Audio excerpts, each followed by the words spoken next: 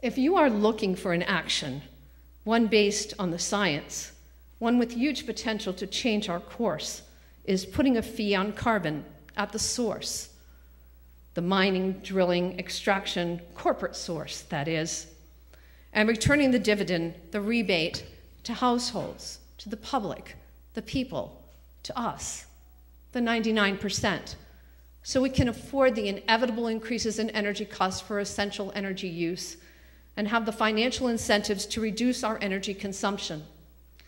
This is not only a possible solution, this is a solution that a member of our environmental ministry, Michael Milkey, is working on day and night to get supported and to make a reality.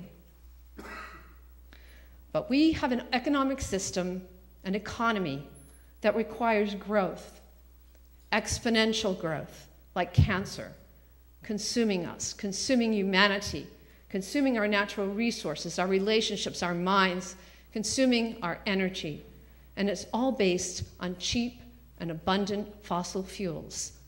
But we're running out of cheap, and we're running out of abundant. But what we're not running out of is people. Sometime tomorrow, we'll reach 7 billion on this planet. So it appears that the time has come for the people to rise up once again. Leave the coal and the oil and the tar sands in the ground. Instead, use the resilience and will and the strength and the power and the energy of the people. In his 2011 Salt Lake City Pioneer of the Year acceptance speech, Tim DeChristopher said, "The solution is a movement, and it's happening right now. Let's base this movement on what is right and what is moral. Let's base it on what people know without having to rely on experts to tell them. If we are running out of an essential resource, we should save and protect that resource. That's not rocket science. Let's leave the coal in the ground." We know that nature's services go well beyond the physical, beyond the scientific, beyond the economic, beyond the visible. We know in our hearts that our wildlands, our wilderness, are the source of our deepest connection with ourselves, with peace, with wholeness, with spirituality. If we destroy our wilderness, our wildlands, drilling for the last remaining drops of oil, if we milk our landscapes for the very last ounce of heavy black bitumen from tar sands, if we strip the coal from the heart of this land, we will destroy our very souls. If we continue to plunder the earth, exploiting her resources, we stand a chance of destroying life itself. What will it take? Are we likely to see an effective intervention by our politicians anytime soon? Will even Dr. Hansen or Bill McKibben save us? What about Occupy Wall Street? I'll bet on the people. It has been Tim's goal, and it has been Bill McKibben's goal, to ignite a movement, a climate movement. And I, for one, believe they've been successful in doing just that. These past few weeks now, Ashley Anderson, Director of Peaceful Uprising, has been on the ground at Occupy Wall Street, making sure that the truth of the scope, scale, and urgency of the climate crisis becomes part and parcel of the Occupy Wall Street movement. And Ashley will be in DC next week as climate activists surround the White House on November 6th. And Tim will be there too, because Bill McKibben asked him to write a letter from prison encouraging people to go to DC on November 6th. That's next Sunday. And here's what Tim wrote. "As much as I'm enjoying my time in prison, I'm a little jealous of the folks who get to participate in the uprising that's happening right now. If I weren't here, I'd probably either be on Wall Street or Freedom Plaza in DC. But on November 6th, I would definitely be outside the White House to show Barack Obama how many people are committed to stopping the Keystone XL tar sands pipeline. There's a deep, instinctual sense of intimidation that comes from being completely surrounded, and that might be healthy for our president right now. The date, 1 year before the election, should be a not-so-subtle hint to Obama that his job is on the line. Dr. James Hansen said that if this pipeline is built and the rest of the tar sands developed, it's game over for the climate. That means game over for any young person who would like a livable world to grow old in. If he's willing to risk game over for us, he should know that it will definitely be game over for his presidency. There's another reason to link hands outside the White House on November 6th. It's an opportunity to meet the people you will be linking hands with in front of a bulldozer if Obama actually signs off on this misguided pipeline. We know that the White House has had plenty of visitors from the fossil fuel industry who have been pushing Obama to allow the Keystone Pipeline. If any of those lobbyists happen to be paying a visit on November 6th, they will get a preview of the view from their bulldozers. All of you linking arms.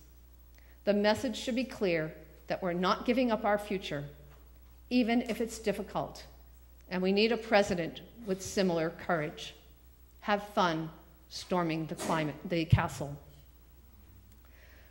Creating a livable future based on sustainable energy is not impossible. It may be difficult, but it's not impossible.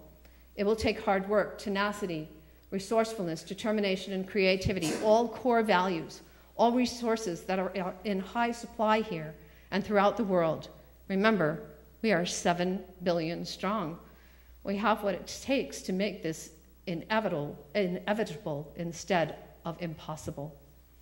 We have a moral responsibility, each of us to the children, each of us and all of us to each other. We must lead by example, by creating the world that we want to see all around us, where we live, where we work, where we go to church. Resilient communities, prepared and ready to weather the storm. Communities working and learning together, supporting one another, becoming the safety net that we all need. An economy based on people and relationships, valuing Earth's services and our services to one another over money, over corporate greed, over growth that destroys our ecosystem, Earth, our blue boat home, the system that matters. What we need is transformational change. I believe we are watching this unfold right now, right before our eyes. To build a new world, we must first be able to imagine it. And so my friend Ashley Sanders and I offer this final truth. Climate chaos is not inevitable unless we allow it to be. Say it. Speak the truth, like they've been doing at Occupy Wall Street. Climate chaos is not inevitable. Climate chaos is not inevitable unless we allow it to be. Unless we allow it to be. Say it and practice it. Ashley encourages me. And let it feel good, she said. And once you've said it and said it, it will become part of you. And you'll have a hard time not being it. And you'll find yourself going out and marching and drumming down Main Street, hooping and hollering like the first humans. We did this, remember? This past year during Tim's trial and sentencing. And Ashley goes on. And you're going to feel yourself marching up to the Capitol or occupying the land or sitting on a train track blocking a coal shipment. And you're going to be surprised because you're going to be doing everything that the system is designed to tell you you can't do and you shouldn't do. And you're going to find that you are so far out of your comfort zone that you can't see it anymore. And you'll be surprised that you like yourself more than you've ever liked yourself before. Guardian of the future, you have bestowed upon me a huge responsibility, and I'm very honored to accept it. But I say to you, it is your responsibility too. We are the ones. This is our challenge. Stand with me. be a guardian of the future. It is up to us.